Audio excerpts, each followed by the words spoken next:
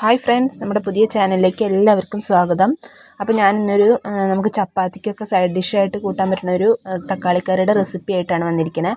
അപ്പോൾ ഒരു പാൻ അടുപ്പത്ത് വെച്ച് കൊടുത്തിട്ടുണ്ട്. അതിലേക്ക് കുറച്ച് വെളിച്ചെണ്ണ ഒഴിച്ചിട്ട് നമ്മളൊരു 3 ഉള്ളിയാണ് കേട്ടോ അരിഞ്ഞിട്ട് ഇട്ട് കൊടുത്തിട്ടുണ്ട്.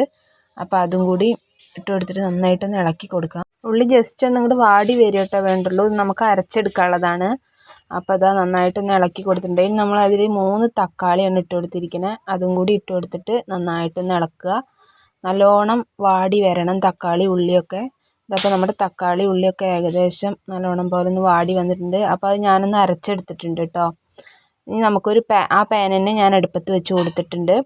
ഇനി അതിലേക്ക് കുറച്ച് വെളിച്ചെണ്ണ ഒഴിച്ച് കൊടുക്കാം. പിന്നെ കുറച്ച് കടുക് ഇട്ട് കൊടുക്കുന്നുണ്ട് കേട്ടോ. അപ്പോൾ കടുകൊന്ന് പൊട്ടി വന്നാൽ നമ്മൾ അരച്ചതുണ്ടല്ലോ, അത് നമ്മൾ ഇതിലേക്ക് ചേർത്ത് കൊടുത്തിട്ടുണ്ട്. ഇനി ഇതിലേക്ക് കുറച്ച് വെള്ളം കൂടി ഞാൻ ആഡ് ചെയ്തിട്ടുണ്ട് കേട്ടോ. പിന്നെ ഇതാ ഒരു 1/4 സ്പൂണ് മഞ്ഞൾപ്പൊടി കൂടി അതിലേക്ക് ഇട്ട് കൊടുക്കുന്നുണ്ട്. ഒരു 1/2 സ്പൂണ് മുളക് പൊടി ഇട്ട് കൊടുത്തിട്ടുണ്ട്. പിന്നെ കുറച്ച് ചിക്കൻ മസാല കൂടി അതിലേക്ക് ആഡ് ചെയ്ത് കൊടുക്കുന്നുണ്ട്. ഇനി ഇത് നന്നായിട്ടൊന്ന് ഇളക്കി കൊടുക്കണം കേട്ടോ. ചിക്കൻ മസാല കൂടി ചേർത്തിട്ട് നന്നായിട്ടൊന്ന് ഇളക്കി കൊടുക്കുക. അപ്പോൾ അത് നമ്മുടെ കറിയൊക്കെ നന്നായി ഒന്ന് കുറുകി വന്നിട്ടുണ്ട്. അതിന് ശേഷമാണ് നമ്മൾ ഉപ്പിട്ട് കൊടുക്കുന്നത്.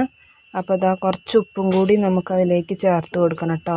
അപ്പോൾ ഞാൻ ഇതാ കുറച്ച് ഉപ്പും കൂടിയും ചേർത്ത് കൊടുത്തിട്ടുണ്ട്. നമ്മുടെ കറി നന്നായിട്ടൊന്ന് തിളച്ച് ഒന്ന് ഉപ്പൊക്കെ ഇട്ടൊന്ന് റെഡി ആയിട്ടുണ്ട് കേട്ടോ. അപ്പോൾ ഇനി നമുക്ക് തീ ഓഫ് ചെയ്ത് കൊടുക്കാം. അപ്പോൾ ഇത്രയുള്ള വീഡിയോ. അപ്പോൾ എല്ലാവരുടെയും സപ്പോർട്ട് ഉണ്ടാവണം. അപ്പോൾ ഇനി അടുത്ത വീഡിയോ ആയിട്ട് കാണാം. ബായ്.